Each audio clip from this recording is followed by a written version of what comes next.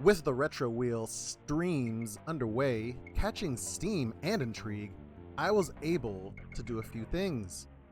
It enabled me to tackle games that have been sitting in my backlog for far too long, while also showcasing older SNES games that people either cherished or never got to experience themselves. This particular game was one I never played as a kid, so it was the first time I got to play and complete Shadowrun. If Shadowrun isn't the one and only cyberpunk RPG on the Super Nintendo, it joins a very small list, which makes it a unique experience. Still, Shadowrun is ambitious and has a lot of good things it implements, but feels burdened by being on an early 90s console.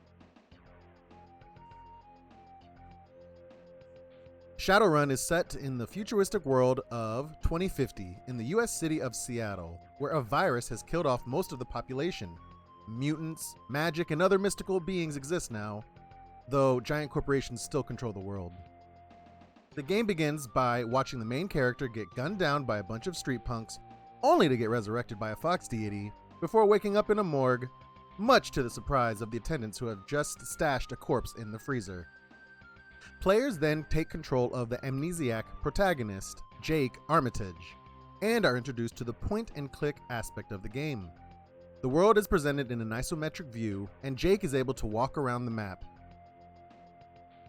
If he sees something interesting, he can activate a mouse that can hover and click the interesting bits of the world. The color palette for this game is dark, and everything is saturated by design. But this also renders some important items and places hard to spot. Players will need to be very diligent to find all the secrets in Shadowrun.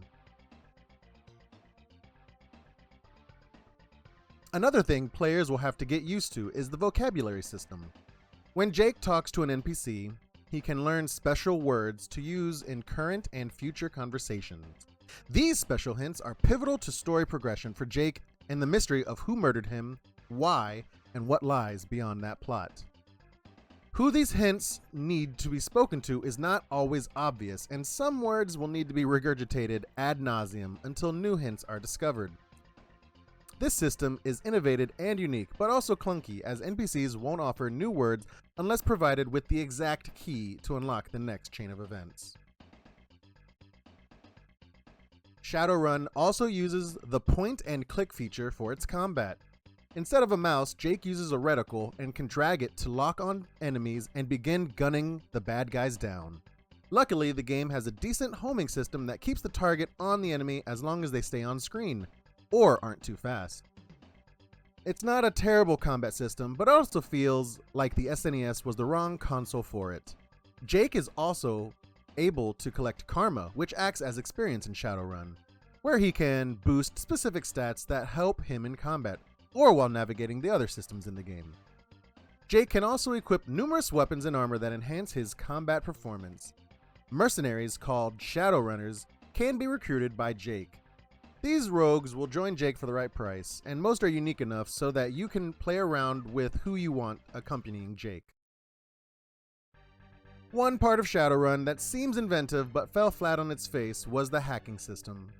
Jake can hack into the Matrix to find secrets and collect money, but the presentation is just Minesweeper, where if Jake steps on the wrong tile too much, it's game over. It's not fun, but it also can't be avoided. And the end of the game is loaded with sections where Jake must go through numerous levels of these in order to reach the finale. The concept was definitely better than the execution. Shadowrun is a grandiose RPG on the SNES with some interesting ideas that would have been better utilized in games that came afterwards.